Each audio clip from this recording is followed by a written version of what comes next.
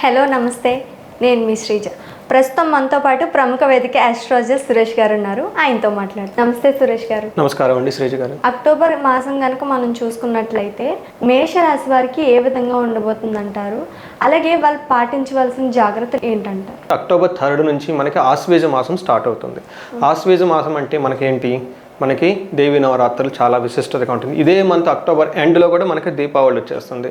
So ఇదేమంటే Dasara Deepavali కాంబినేషన్తో ఆశ్వేజ మాసం చాలా మంచి మాసం. సో ఈ మాసం యొక్క రాశి ఫలాలు మనకి 12 రాశుల వరకు ఎలా ఉందో మనం చూద్దాం. ఫస్ట్కి వచ్చేటప్పటికి మేషరాశి వాళ్ళకి కనుక చూసుకుంటే, మేషరాశి వాళ్ళకి మనకి అక్టోబర్ 20-24కి సంబంధించి కనుక మనం ప్రిడిక్షన్ చూసుకుంటే వాళ్ళు ఫస్ట్ గోచారం చూద్దాం. అంటే ప్లానటరీ కాంబినేషన్, ప్లానటరీ మూమెంట్ ఎలా వెళ్తుందో చూద్దాం. వీళ్ళకి సూర్యుడు వచ్చేటప్పటికి 17వ తారీఖున మనకి తులారాశిలోకి వెళ్తూ ఉన్నారు. తర్వాత బుధుడు వచ్చేటప్పటికి 10వ తారీఖు నుంచే తులారాశిలో సంచారం ఉంది. శుక్రుడు వచ్చేటప్పటికి మనకి స్కార్పియో వృశ్చిక రాశిలో 13వ తారీఖు నుంచి, తర్వాత కుజుడు వచ్చేటప్పటికి మనకి మంగళుడు, వీళ్ళకి 20th అక్టోబర్ నుంచి మారుతూ ఉన్నారనమాట. ఈ 4 గ్రహాల యొక్క ప్రభావము ఎక్కువ చేంజెస్ ఉన్నాయి కాబట్టి మనకి మేషరాశి వారికి ఎలా ఉందో మనం చూద్దాం. సో ముందు మేషరాశి వాళ్ళు అంటే ఎవరు వస్తారు? అశ్విని 1, 2, 3, 4 పాదాలు కనుక వాళ్ళు, భరణి నక్షత్రం మొత్తం 1, 2, 3, 4 పాదాలు, కృతిక ఫస్ట్ పాదం, వీళ్ళంతా మనకి నక్షత్రం ప్రకారం కనుక చూసుకుంటే మేషరాశి వస్తారు. ఇవి కాకుండా పేరు బలం ప్రకారం ఉంటారు. సో వాళ్ళ పేరు కనుక ఫస్ట్ అక్షరము లేదంటే మోరార్లెస్ కనుక ఈ అక్షరాలతో కనుక ఉంటే ఎవరు? చు, చే, చో, లా, లీ, లు, ఏ, లా, లో, ఆ, ఈ అక్షరాలు కనుక వాళ్ళు కనుక ఎవరైనా పేర్లు వాళ్ళ మొదటి అక్షరం ఉన్నా లేదంటే మోరార్లెస్ ఈ సౌండ్తో ఉన్న వాళ్ళంతా కూడా మనకి మేషరాశి వస్తారని చెప్పుకోవాలి. అక్షర బలం ఉన్న వాళ్ళకి. తర్వాత ఈ గ్రహ పరిస్థితిని కనుక మనం చూసుకుంటే సూక్ష్మ గోచారం అనే ఒక కాన్సెప్ట్ ఉంటుంది మనకి వేదిక ఆస్ట్రాలజీ. దీన్ని మనకి లఘు గోచారం కూడా అంటే దాని ప్రకారం కనుక మనం చూసుకుంటే సూర్యుడు వల్ల ఏం జరుగుతుంది అంటే ఫస్ట్ 15 డేస్, తర్వాత 15 డేస్ అన్నట్లు ఉంటుంది. అంటే 17th ముందు 17th తర్వాత అన్నట్లు మనకి ఫలితాలు కనుక డివైడ్ చేసుకోవాలి. ఎందుకంటే సూర్యుడు 17th మారుతున్నాడు, సూర్యుడు గ్రహరాజు కాబట్టి ఆయన ఇంపాక్ట్ ఎక్కువగా ఉంటుంది. దాంతో మనం కనుక చూసుకుంటే వీళ్ళకి శత్రువుల మీద విజయం పైకి సాధించడం కొంచెం కష్టపడతారు.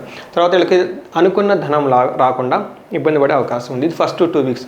అయితే ఓవరాల్గా కనుక చూసుకుంటే వీళ్ళకి లేడీస్ ద్వారా ప్రాబ్లమ్స్ వచ్చే అవకాశం కూడా ఉంది. కానీ ఓవరాల్గా మంత్ చూసుకుంటే విజయం అయితే సాధిస్తారు. అనుకున్న పనులు అనుకున్నట్లు అవుతూ ఉంటాయి.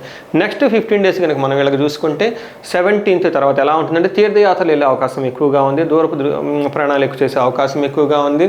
తర్వాత శత్రువులతో కలిసి కూర్చొని మాట్లాడితే సమస్యను చాలా చక్కగా పరిష్కరించే అవకాశం ఎక్కువగా ఉంది.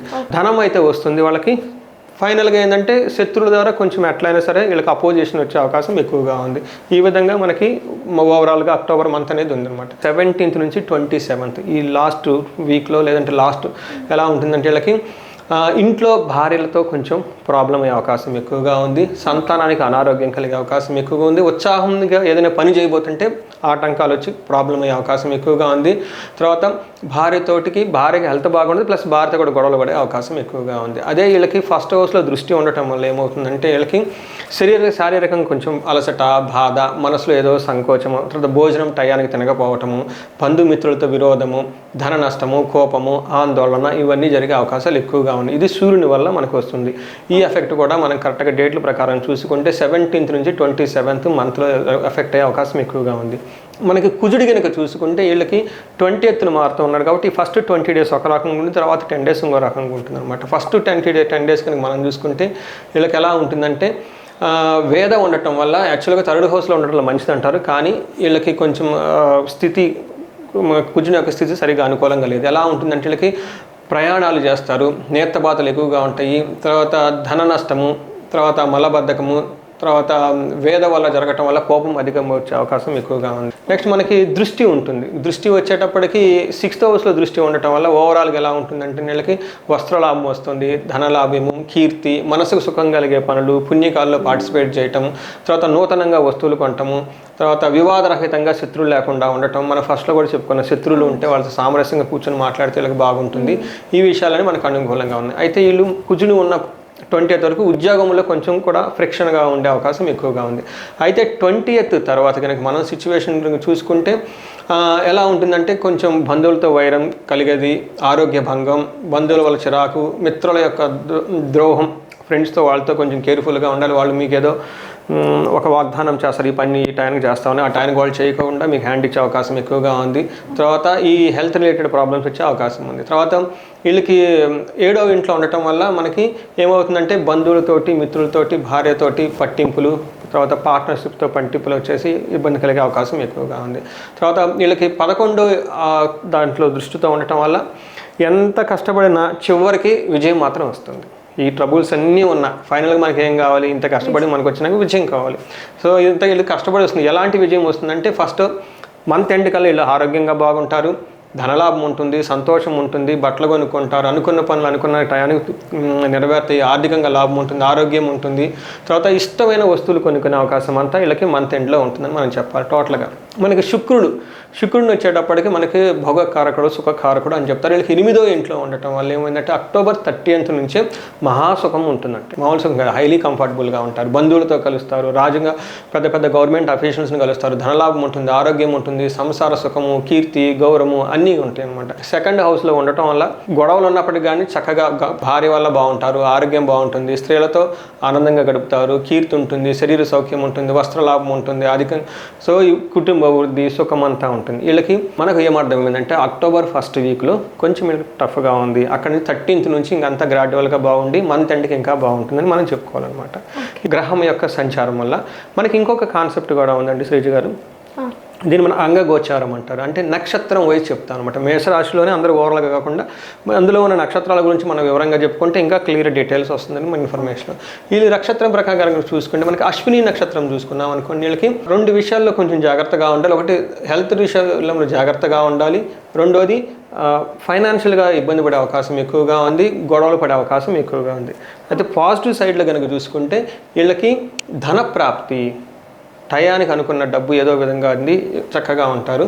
వీళ్ళకి ఇంకొక బెస్ట్ థింగ్ ఏంటంటే రాజ్యలాభం అంటారు. రాజ్యలాభం అంటే ఏంటంటే ప్రమోషన్స్ వచ్చే అవకాశం ఉంది. ఎవరైనా కానీ అశ్విని నక్షత్రం వాళ్ళు కనుక ఉంటే జాబులో అప్పటిదాకా కనుక కొంచెం ఇబ్బందిగా ఉంటే ఈ అక్టోబర్ టైంకి వాళ్ళు ప్రమోషన్ రావటము, లేదంటే వాళ్ళ స్టేటస్ పెరగటము, సమాజంలో ఒక స్టెప్ ఉన్నతంగా ఎదిగే అవకాశం వీళ్ళకి ఎక్కువగా ఉంది. గవర్నమెంట్ అఫీషియల్స్ ద్వారా మన్ననలు, గుర్తింపు, బాస్ ద్వారా చక్కటి అప్రిసియేషన్స్, రివార్డ్స్ అవన్నీ ఉంటే అవకాశం ఎక్కువగా ఉంది. నెక్స్ట్ భరణీ నక్షత్రం వాళ్ళని కనుక చూసుకుంటే ఇదే భరణీ నక్షత్రం వాళ్ళకు కూడాను హెల్త్ విషయంలో జాగ్రత్తగా ఉండాలి, గొడవలయ్యే అవకాశం ఎక్కువగా ఉంది, ధనానికి అనుకున్న టయానికి అనుకున్నంత త్వరగా ఇబ్బంది పడే అవకాశం ఎక్కువగా ఉంది. మనం పాజిటివ్ సైడ్లో చూసుకుంటే వీళ్ళకి కూడా రాజ్యలాభం ఉంది, చక్కగా ఇందాక చెప్పుకున్నట్లు గవర్నమెంట్ నుంచి కానివ్వండి, బాస్ దగ్గర నుంచి కానీ మరి ప్రమోషన్స్ అవన్నీ వచ్చే అవకాశం ఎక్కువగా ఉంది, ధన ప్రాప్తి ఉంది, ధనం ఇబ్బంది పడినా కానీ టైంకి ధనం అయితే అందుతుంది. ఈ విధంగా మనం భరణి నక్షత్రం గారు చూసుకోవచ్చు. మనం లాస్ట్ కృతికా నక్షత్రం వాళ్ళకి చూసుకుంటే కృతికా నక్షత్రం వాళ్ళకి ఎలా ఉంటుంది, వీళ్ళకి కొంచెం హెల్త్ విషయంలో జాగ్రత్తగా ఉండాలి, తర్వాత గొడవలు అయ్యే అవకాశం ఎక్కువగా ఉంది, సహనంగా ఉండాలి. అయితే వీళ్ళకి కృతికా నక్షత్రాలకు బంధనం అంటారు. అంటే ఏదో ఒక సందిగ్ధత, అంటే ఒక స్పష్టత లేని, వాళ్ళకి సరిగ్గా డైరెక్షన్ లేక ఎలా అర్థం కాక ఒక చట్రంలో ఇరుక్కున్నట్లు ఉంటారు అనమాట. ఈ టైంలో ఈ కృతికా నక్షత్రం వాళ్ళకున్న ప్రాబ్లమ్స్ని వాళ్ళకున్న ఎక్స్పర్ట్స్ ద్వారా పెద్దవాళ్ళని కలిసి కన్సల్ట్ అయితే వాళ్ళు ఇచ్చిన అడ్వైస్ ఫాలో అయితే మీకు చాలా యూజ్ అవుతుంది. ఈ విధంగా కృతికా నక్షత్రం వాళ్ళకి ధన ప్రాప్తి, రాజ్యలాభము ఇవన్నీ ఉన్నాయి. ఈ 3 నక్షత్రాల వాళ్ళకి ఈ విధంగా ఉంది. మనం ఇది కాకుండా ఇంకా కొన్ని విషయాలు కనుక చూసుకుంటే కొంచెం హెల్త్ విషయాలు అప్సెట్ అయ్యి ఉంది, తప్పగా మిగతా అన్ని విషయాలు అందరికీ బాగుంది. ఈ విధంగా మనం అక్టోబర్ 2024 మేషరాశి వారి యొక్క రాశి ఫలాలు కనుక మనం గమనించుకుంటే 70% బాగుందని మనం చెప్పుకోవాలి. సో ఈ టైంలో ఫస్ట్ వీక్ కొంచెం బాగలేదు కాబట్టి దేవీ నవరాత్రుల్లో కనుక వాళ్ళు చక్కగా భక్తిగా శ్రద్ధగా ఈ నవరాత్రులు కనుక జరిగితే ఈ మంతే కాదు వచ్చే సంవత్సరం అంతా వాళ్ళకి చక్కగా బాగుంటుంది. ఈ మేషరాశి వాళ్ళకి అష్టైశ్వర్యాలు కలగాలని, భోగభాగ్యాలు కలగాలని, అమ్మవారి కృప వాళ్ళ మీద ఉండాలని చెప్పేసి, తర్వాత బిడ్డలతోటి, పుత్రులతోటి, పౌతులతో ఉత్సాహంగా గడపాలని చెప్పేసి మనం కోరుకుందామండి. థ్యాంక్ యూ అండి.